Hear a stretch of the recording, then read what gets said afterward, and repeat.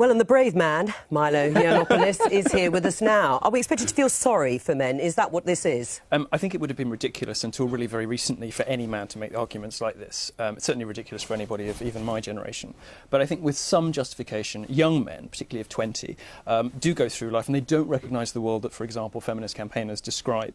They do experience discrimination in education. They do feel as though schools can be architected against them sometimes. They get whacked on Ritalin for being too boisterous. When they get into the workplace and go and apply for jobs and all the rest of it, they don't have all the same sort of programmes and foundations and extra schemes and all the rest of it. Yes, it would be ridiculous to have made this argument even perhaps half a decade ago, but I don't think it is anymore. Right, but your main claim is about the gender pay gap, that actually that is a myth. And it's not a myth, is it? Yes, even it is today, a myth, yes. Well, it's not a myth according to the figures from the ONS, the Office for National Statistics, because even in November last year, they showed that the gender pay gap for all employees, full-time and part-time, still benefits men by 19.1%. That's their figures. Yes. Well, for full-time employment, just one moment, it was 9.4% less, and that's in April this year. Now, there is a narrow figure that they use too, which shows that hourly earnings in April 2014, with women working for more than 30 hours a week, were actually paid 1.1% more. But that's right. It's just that bracket. And actually, when you get men and women workers in their 40s, 50s or 60s, again, the gender pay gap is in favour of men. So it's a myth. Well, you're right about all of that stuff, but you're wrong about why it's happening. Well, hang on a second, though, because you made the claim in your piece, in your film, that women are not paid, or rather men are not paid more than women, and they are. Well, you have to understand where the figures come from, right? These Joe, figures... you must understand. These figures are... You're going to accuse me of mansplaining, aren't you? No, these figures come from averages across society. They don't take into account the different life choices that women make. The reality is that women do prefer a more balanced life. When they go to work, even if they don't have babies, they take longer holidays. They tend to take more holidays. The reason that they are paid more, up to about 30, 35, 39, depending on whose figures you believe. The reason that flips only at the between end, 30 and 39. No, that's actually not true. The reason that the figures flip after that age is because women make different life choices. Right. And if you take those life choices into account, no serious economist believes this stuff. It's repeated by politicians right up to President Obama, but no serious economist takes the wage gap seriously. Caroline. Well, I think some of those life choices aren't just a woman's life choice, it's a family life choice, and part of that is determined by who's the higher income earner. So when you get to the point, I mean, look, I had my kids in my 20s, but more people are having them in their 30s and later, you make a decision as a family about who's got the earning power. Now, in a lot of families, the male partner in those relationships, if it's a male-female relationship, is often earning more. So the life choice they're making is based on who's bringing more in. But this goes back to the fact that I believe that we still have a huge amount of job segregation when it comes to gender. So hang on. You're making an assumption. No, can I finish my point? You're making an assumption this is based on some sort of... No, I hadn't finished what I was going to say.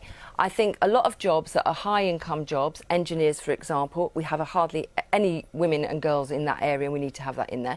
Often in school, the choices that are put in front of girls are for the less-paid jobs and professions. If you look at the number of women... If you look at the number of women who work in health and social care compared to men, it is much higher, and there's often a low value and a pay value. Should we be advertising those to men? So what I think is the way to address this, some professions are over. I think the way to address this is about tackling the way in which boys and girls are encouraged to go in certain jobs. I would actually say that one of our problems in our schools is what we're seeing is actually working class kids less likely to end up in the higher paying professions. That worries me an awful lot, and that's where I do think working class boys are often losing out. But there is also, not really a class issue. It's the pay over. You're making an part of assumption the class issue that you don't get into the jobs that pay the highest paid wages. Well, let Milo come out. So, I mean, Milo, one of the things you do mention, which is talked about a lot, is that girls are outperforming boys at school. Right. More of them are going to university. Employers prefer them. This is anecdotal. Yes. I have to say. No, they're it's more not driven. anecdotal. Actually, there are studies but now. Even if 3 weeks ago, a study came out that showed that men and women going for the same job with the same qualification in STEM fields,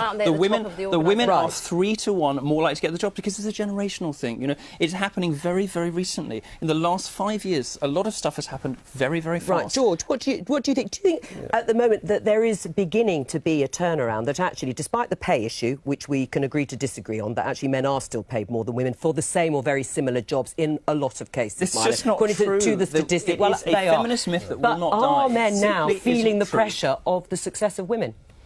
No, I think, though, where you make an interesting point is that there is an improvement, there's a convergence. I think if you look at younger people, you're probably right, that actually there's a difference between people in their 20s and 30s and those who are a bit older. But I think part of that's not to say there's not a problem.